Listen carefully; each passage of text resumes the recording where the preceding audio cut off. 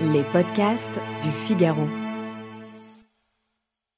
Cette cause de l'isolement, c'est quelque chose qui a toujours été très fort en moi. Souvent, les femmes qui viennent dans la maison providentielle, elles ont traversé une séparation ou une rupture, qu'elle soit amicale, familiale, professionnelle. Elles ont parfois été malades, elles ont parfois vécu des violences conjugales. Je pense qu'on peut changer le monde, déjà en changeant ce qu'on fait au quotidien. Ça sert à rien de changer le monde si on n'est pas capable de changer soi-même.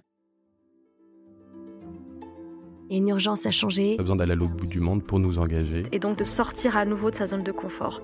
Il me semblait qu'il y avait quelque chose d'injuste. C'est un métier qui demande du temps. De l'empathie, c'est dur. C'est dur, mais c'est tellement gratifiant de faire des... À la fois c'est génial et à la fois ça nous terrifie. S'engager, c'est prendre ses responsabilités. Et puis il y avait l'idée aussi de montrer un exemple. Et lâche rien, fonce et avance, quoi. Bonjour, vous écoutez Les Engagés. Je suis Aude Cérès, rédactrice en chef au Figaro. Toutes les semaines, nous recevons une personnalité qui porte haut et fort, ou parfois plus discrètement, sa détermination à faire évoluer la société. Aujourd'hui, nous allons parler femmes, solidarité, lien social et rencontre de l'autre. J'ai le grand plaisir de recevoir Anne Huck, créatrice de liens entre les femmes et des maisons providentielles. Bonjour Anne. Bonjour Aude. Anne, je vais dresser votre petit portrait en 2 minutes. Vous avez 45 ans, vous êtes nantaise, mariée avec Olivier et mère de 4 enfants. Vous avez créé il y a 5 ans Providentielle, qui met en relation des femmes de tous âges et de tous horizons, au sein d'une première maison, puis désormais de 3, et ça s'appelle Providentielle. Vous-même, vous dites que vous avez toujours adoré échanger avec les gens, créer du lien. Ça vous vient d'où ? Je pense que c'est mon tempérament profond d'être capable d'aller chercher le lien. Et je pense que je me sens vraiment vivante quand les autres sont en lien avec moi. Donc j'ai souvent été marquée par une citation qui est « Je suis je parce que tu me dis tu ». Donc je pense que l'être humain a commencé par le bébé. Il se sent vivant quand il est en interaction avec sa maman. Donc ça a toujours été dans mes gènes. Est-ce que vous avez eu vous-même des périodes de solitude où vous avez eu besoin de créer du lien, où vous êtes sentie seule ? Oui, au début de notre mariage avec Olivier, on a été amenés à aller à Angers, qui est tout près de Nantes, mais je connaissais personne quand je suis arrivée et il se trouve qu'on est arrivé avec un bébé assez rapidement. Et puis j'étais jeune, donc j'étais décalée en âge et là j'ai senti ce que c'était que d'être loin de sa famille, d'être obligée de sortir de soi-même pour créer ses amitiés, son réseau, mais surtout ses amitiés. Donc là j'ai connu pour la première fois l'effort d'aller vers les autres. Je me suis dit que c'était pas donné à tout le monde en fait d'y arriver. Et encore, moi, je suis extravertie, je suis pas timide, donc c'est facile pour moi. Mais j'ai pris conscience que pour d'autres, c'était quelque chose de très compliqué. Comment vous est venue l'intuition de créer Providentielle ? Providentielle, c'est vraiment un projet de cœur que j'ai depuis très longtemps. J'ai déjà, quand on est revenu à Nantes après la naissance de notre deuxième enfant, monté une première association qui lutte contre l'isolement des mamans. Donc cette cause de l'isolement, c'est quelque chose qui a toujours été très fort en moi. Et à la suite de cette première association, j'avais rédigé tout un beau dossier sur un projet de lieu, en fait, pour que les femmes puissent se retrouver. Je me disais, c'est un rêve, c'est très bien d'avoir des rêves, mais il y a des choses qui ne sont pas réalistes, donc c'était rangé dans la pile des choses pas réalistes. Et puis un jour, j'ai eu la grande chance de faire un bilan de compétences dans une super association qui s'appelle ACT. Et ce bilan de compétences m'a permis de prendre conscience que finalement... il n'y avait pas de difficulté à essayer ses rêves. Et puis, je me suis rendu compte que ce projet de cœur, il était vraiment toujours très actif, toujours très vivant. Et je me suis dit que j'allais essayer de le mettre en œuvre, tout simplement. J'ai rencontré une autre Anne dans ce bilan de compétences qui faisait partie de la même promo d'actistes. Et puis, à un moment, il y avait des ateliers où il fallait qu'on pitche notre projet pro. Donc, certains pitchaient leur retour au travail avec des postes sur lesquels ils candidataient. Et moi, j'ai pitché Providentielle, sur laquelle j'avais déjà travaillé. J'avais rédigé le projet. Et puis, à la fin d'un atelier, elle vient me voir et elle me dit « Écoute, ça m'intéresserait vraiment que tu puisses me le présenter un peu plus. Est-ce que tu peux me donner ton business plan ?» Donc là, elle m'a un peu mis dans l'embarras, puisque je lui ai gentiment et humblement expliqué que je n'avais pas rédigé de business plan, que j'avais tout plein de carnets remplis à la maison, mais que pour moi, ce n'était pas un business plan, pour la simple et bonne raison que je ne maîtrisais pas Excel, que je ne maîtrise d'ailleurs toujours très mal. Et là, elle a beaucoup ri en m'expliquant J'ai vu qu'il y avait une formation Excel chez Providentielle. Voilà, exactement, il y a des formations comme ça. Et elle m'a expliqué qu'un business plan, ce n'était pas du tout que du Excel, donc elle m'a donné tout le sommaire d'un business plan. Du coup, j'ai pu ordonner toutes mes idées. Et puis, au fur et à mesure des semaines, elle m'a accompagnée, elle m'a aidée à compléter là où j'avais du mal à rédiger ce que j'avais en tête. Et puis, un jour, elle me dit « Écoute, faut que je te parle ». Et puis, lors de ce café qu'on a pris à Nantes, je pensais qu'elle me dirait qu'elle arrêtait, qu'elle avait été prise, elle avait candidaté pour des postes. Et en fait, elle m'a demandé de travailler avec moi.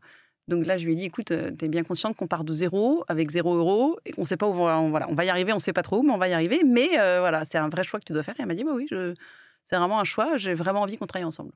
Est-ce que vous vous souvenez de la première personne que vous avez accueillie à Providentielle ? Très bien, très bien. Elle s'appelle Hélène. C'est une femme qui vit dans un petit studio en périphérie de Nantes avec son petit chien Cookie. Hélène, elle a une trentaine d'années. Et quand elle est venue à la réunion de présentation, la première, elle avait des lunettes noires, une casquette noire vissée sur la tête et elle s'est mise dans un coin du salon, dans un coin du canapé et elle a dit « je vois pas pourquoi je viendrais ». Parce que Hélène, elle n'a pas de grosse facilité à tisser des relations, elle est très introvertie, elle est souvent sur ses écrans, elle ne parle plus trop à sa famille. Et vraiment, les autres avec un grand A, au début, ça l'ennuie un peu, quoi. Et en fait, elle avait quand même vraiment ce besoin. Donc, elle est venue à cette réunion de présentation. Et finalement, ça a été notre première Providentielle, parce qu'elle a été la première à revenir. Et Hélène est partie là, et ça faisait 3 ans qu'elle était à Providentielle. Au début, ça a été ça. Ça a été monter une équipe et trouver un lieu. Aujourd'hui, c'est un petit peu un process différent, puisque ces lieux, ils ont besoin d'avoir un équipement, il y a une personne qui travaille dedans. Donc aujourd'hui, pour ouvrir nos 4e, 5e, 6e maisons, la première étape, c'est fédérer. La deuxième étape, c'est lever des fonds. Et après, trouver le lieu.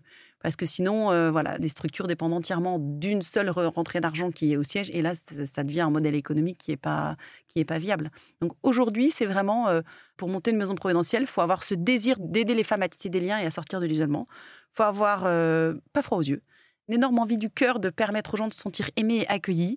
Et après, le reste suit. Il suffit de travailler, de bien s'entourer. Puis nous, on accompagne beaucoup, on forme les personnes qui ouvrent les maisons providentielles. Mais après, c'est ça. Trouver des lieux, c'est une autre étape. Mais la maison n'est qu'un outil super important, un cadre bienveillant, mais c'est qu'un outil.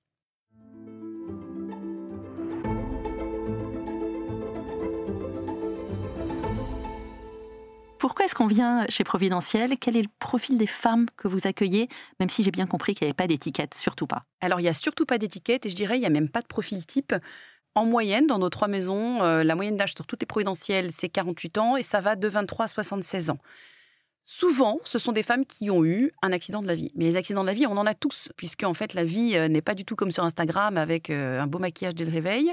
Souvent, les femmes qui viennent dans la maison providentielle, elles ont traversé une séparation ou une rupture, qu'elle soit amicales, familiales, professionnelles. Elles ont parfois été malades, elles ont parfois vécu des violences conjugales, elles ont parfois traversé une dépression ou elles sont en fin de dépression. Et elles viennent surtout là parce qu'elles sentent qu'à ce moment-là de leur vie, pour pouvoir se reconstruire, il va falloir les autres. Il va falloir qu'elles se mettent en route collectivement. Donc les femmes qui viennent à Providentielle ne sont absolument pas dans une posture de consommatrice. Elles ne viennent pas avec « qu'est-ce que vous allez pouvoir faire pour moi ?» Elles viennent en poussant la porte parce qu'elles ont envie de se mettre en route avec les autres et elles participent à tout le fonctionnement de la maison providentielle. Donc ce qui leur permet d'avancer, c'est que chacune va s'investir pour la maison dans laquelle elles viennent, dans une équipe, auprès des autres. Et c'est ça qui leur redonne dignité et confiance, c'est qu'elles bénéficient de la présence des autres et elles-mêmes, elles apportent aux autres. Concrètement, à Providentielle, qu'est-ce qu'on fait dans cette maison ? Alors, les maisons providentielles permettent aux femmes de se reconstruire en leur proposant plusieurs parcours qui leur permettent de retrouver dignité, de retrouver confiance et de se remettre en route. On a un parcours tourné vers l'emploi, la formation, le monde du travail. Donc du coworking ? Alors, pas tout à fait. On a un espace de coworking, ça, et lui permet de rompre la solitude des femmes qui sont en auto-entreprise. Le parcours sur le monde du travail, il est vraiment destiné aux providentielles qui, elles, viennent et participent aux ateliers autour du monde du travail. Donc, on peut avoir des ateliers avec des personnes de la RH, on peut avoir des ateliers sur pitcher son projet de pro, sur refaire sa page LinkedIn, sur comment construire son business plan si on a envie de se lancer. Comment aussi être réconcilié avec le monde du travail quand on a fait un burn-out, parce qu'on a aussi beaucoup de femmes qui ont fait des burn-out.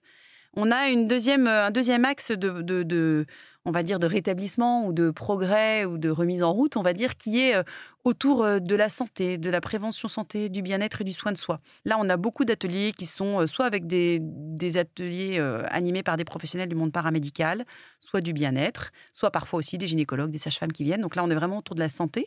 On a une 3e piste d'accompagnement qui est autour de l'altérité, donc vraiment comment je travaille ma relation à l'autre, et puis de l'ancrage local. Comment je peux trouver la vie culturelle dans ma ville, comment je vais aller visiter une activité économique de ma ville, comment je connais le patrimoine aussi de là où je vis. C'est important pour se sentir appartenir à un lieu, c'est important de savoir où on vit. Et un dernier pôle, on va dire, d'activité dans la maison qui est autour de la cuisine et de la convivialité. Donc c'est tout ce qui est la vie interne des maisons, qui fait qu'on passe notre temps à manger des gâteaux et du chocolat. Et il y a toujours plein de vie dans la maison. Donc ça aussi, c'est une des 4 activités qui se trouvent dans les maisons.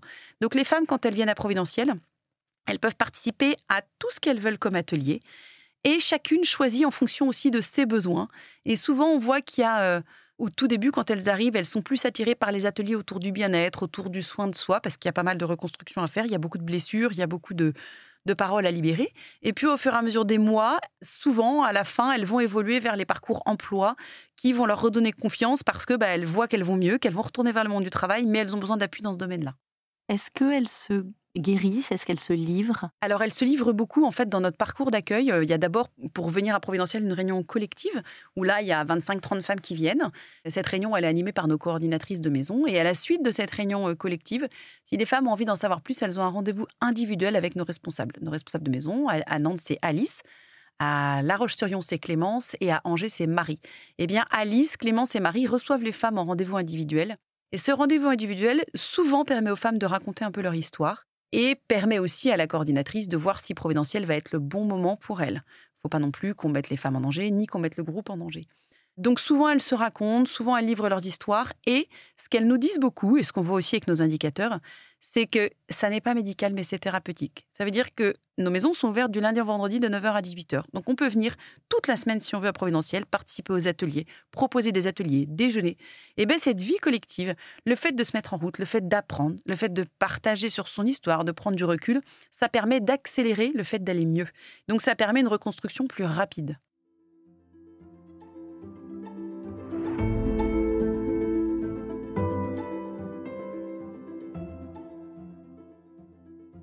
Des femmes, vous en avez accueilli beaucoup. Combien depuis la création de l'association? Depuis le début, plus de 200. Plus de 200. Oui. Est-ce qu'il y a une histoire qui vous a particulièrement marqué? Il y en a plusieurs, mais il y a une histoire, oui, très marquante, qui est l'histoire de Nadia. Elle est arrivée à Providentiel dans la maison de Nantes. Alors, Nadia est tout à fait d'accord pour qu'on en parle. C'est pour ça que je prends cette liberté d'en parler. Elle a dit à Alice, voilà, mon nom à l'état civil, c'est Nadia, mais j'ai eu une histoire de vie compliquée. J'ai eu des violences psychiques familiales. Et je souhaite me libérer de tout ça. Je suis en phase de changement de prénom à l'état civil. Donc, je veux me faire appeler Rose. Et pour que l'état civil accepte, pour que cette procédure aboutisse, il faut que je montre que déjà, c'est mon nom d'emploi. Donc, je voudrais vraiment me faire appeler Rose, ici comme ailleurs dans ma vie. Donc, est-ce que vous êtes d'accord à Providentiel? Donc, Alice nous a consulté. Évidemment, il n'y avait pas de problème pour qu'on l'appelle Rose. Et puis, au fur et à mesure des semaines, voilà, Nadia Rose nous partageait son histoire. Donc, Rose, elle a effectivement été victime d'abus dans sa jeunesse, mais pas par sa famille, elle ne sait pas trop par qui, mais elle sait juste que sa famille ne l'a pas protégée. Et surtout, elle était dans une famille avec 2 sœurs et une maman très soumise au papa et un papa très bien vu là où il vivait, mais avec beaucoup de violences psychiques. Et elle dit souvent, les violences psychiques, ça laisse pas de bleu, en fait. Et puis, on ne peut pas trop dire à l'aide. Donc, elle a fait une première tentative de suicide à 18 ans avec les médicaments de sa grande sœur. Et puis, elle a eu ce parcours avec beaucoup d'hospitalisation. Elle travaillait en parallèle, donc elle a eu une vie professionnelle, mais dans le monde des laboratoires pharmaceutiques. Donc, elle dit souvent, j'étais à la fois, je travaillais dans ce monde qui produisait les médicaments, mais j'en étais aussi la première consommatrice. Et donc, elle a eu beaucoup d'épisodes d'hospitalisation avec une étiquette dépressive à vie, traitement médicamenteux à vie, etc. Et puis, en fait, quand elle est venue à Providentiel, ce qu'elle nous dit, c'est que ça a été un des premiers lieux dans sa vie où elle ne s'est pas sentie jugée. C'est-à-dire qu'effectivement, à Providentiel, on s'accueille les unes les autres. On n'est pas là pour prendre parti. Nous, on écoute la parole des unes et des autres, mais on est aimé comme on est, en fait. Et ça a été un peu une découverte pour elle. Elle s'est rendue compte qu'elle était aimable dans le sens littéral du terme. Et puis, elle s'est rendue compte qu'en fait, elle n'avait pas besoin de changer qui elle était. Et au bout d'un moment, elle a dit à Alice, écoute, voilà, je voulais te dire, je ne vais pas faire cette procédure de changement de prénom. En fait, je veux vraiment qu'on m'appelle Nadia parce que je pense que Nadia, elle mérite d'être aimée pour qui elle est. Et puis, un jour, elle nous a dit, vous savez, pour la première fois de ma vie, je ressors d'une consultation chez mon psychiatre. Je n'ai pas d'ordonnance et je n'ai pas de prochain rendez-vous. Je veux reprendre ma vie au travail et j'ai compris plein de choses et ça a été un déclencheur. Alors, Providentiel n'a pas du tout été la seule source de guérison. Ce serait faux et présomptueux de dire ça. Elle avait beaucoup d'accompagnement, mais elle dit même ça m'a permis de me rendre compte de plein de choses et ça m'a permis de faire un bond en avant dans ma guérison. Donc aujourd'hui, Nadia reste Nadia. Elle a perdu 20 kilos, elle était en obésité morbide. Juste, elle n'a rien changé à sa vie, elle a juste perdu 20 kilos. Elle dit, je me cachais derrière mon poids. Et donc, en fait, c'est vraiment une résilience. Et Nadia, souvent, elle témoigne auprès de personnes qui accompagnent Providentiel, parce que pour elle, ça a vraiment été une grosse marche vers le mieux. À chaque fois, ça nous touche beaucoup, puis on a beaucoup de joie à être avec elle et à la voir. La souffrance que vivent ces femmes, elles en parlent beaucoup entre elles. C'est un espace de partage ou c'est souvent silencieux quand elles arrivent? En fait, chacune dit ce qu'elle veut surtout. Il n'y a absolument pas d'obligation de dire quoi que ce soit. Les ateliers proposent des thématiques qui permettent à la parole de se libérer si elles le veulent. Et puis, il y a aussi des femmes, on a beaucoup de déjeuners, évidemment, tout le monde déjeune là dans la journée. Il y a l'équipe, mais il y a aussi plein de Providentiels qui passent. On a très souvent un problème de place au déjeuner, puisqu'on se retrouve à 15, 16, il faut rajouter des tables. Eh bien, ça va être des discussions très simples, en fait, entre voisines de table. Et ça va être aussi des cafés, échanges autour de thématiques. Mais chacune vient et dit ce qu'elle veut. Il y a des femmes qu'on connaît très vite. Il y a des femmes où très vite, on sait pourquoi elles sont là. Il y en a d'autres, ça vient au bout de 1 mois, 2 mois. Et il y en a d'autres, finalement, on ne sait pas ce qui les amène. Il n'y a que la coordinatrice qui connaît leur histoire. Et c'est très bien. On ne leur demande pas. C'est chacune qui dit en fonction de ce qu'elle veut dire. Qu'est-ce qui vous anime, finalement ? Je pense que c'est l'amour, tout simplement. L'amour dont on a tous besoin. Moi, comme les providentiels, comme vous, comme tous ceux qui écoutent le podcast. Je pense aussi que je suis peut-être un poil idéaliste. Et puis, j'ai rien à perdre, en fait. Après, comme beaucoup de gens qui entreprennent dans l'associatif, parce que ça a beau être associatif, c'est un vrai projet économique aussi. On a des salariés, on a une équipe de 5 personnes qu'il faut faire vivre aussi. C'est important de l'entendre. Mais je pense que moi, j'ai été témoin de beaucoup de petites aventures, enfin d'aventures qui ont commencé toutes petites et qui ont fini très grandes. Donc, je pense qu'on peut changer le monde. On peut changer le monde déjà en changeant ce qu'on fait au quotidien. Ça sert à rien de changer le monde si on n'est pas capable de changer soi-même. Et de saluer un inconnu si on n'est pas bonjour à son voisin dans la rue, ça marche pas. Donc, il y a vraiment des solutions qui sont simples pour que les choses aillent mieux, à notre échelle. Et on est tous capables de le faire.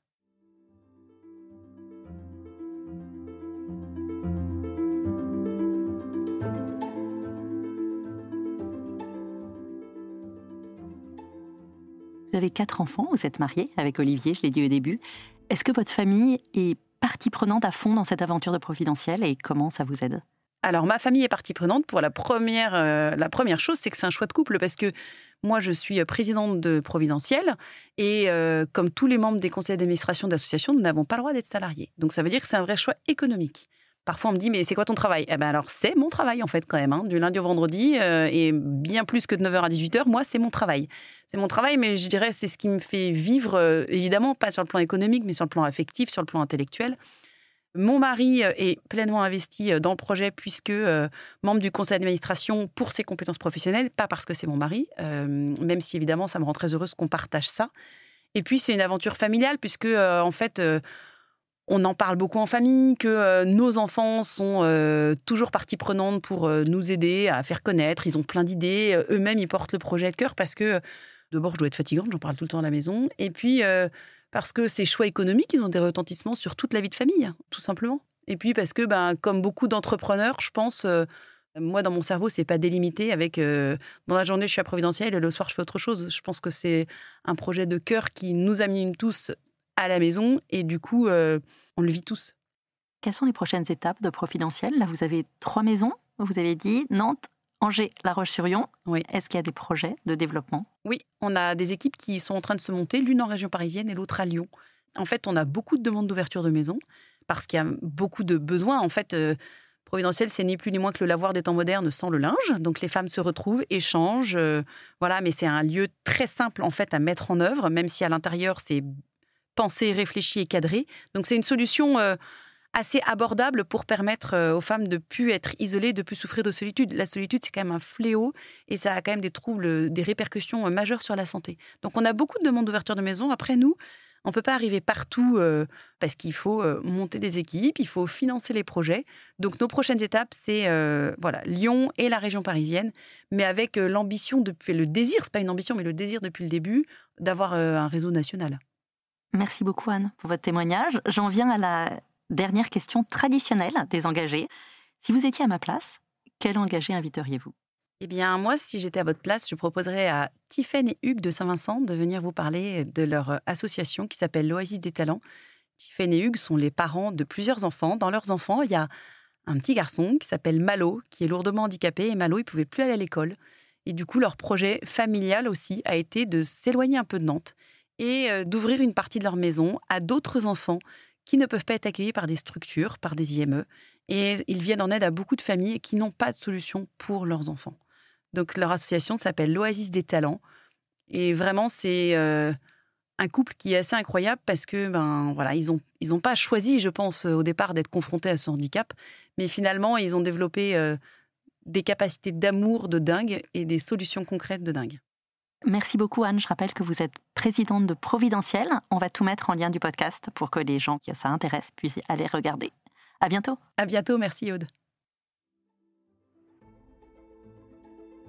Merci d'avoir écouté ce podcast. Je suis Aude Cérès, rédactrice en chef au Figaro. Vous pouvez écouter Les Engagés sur le site du Figaro, Figaro Radio et toutes les plateformes d'écoute. Et si vous avez aimé ce podcast, n'hésitez pas à vous abonner. À bientôt!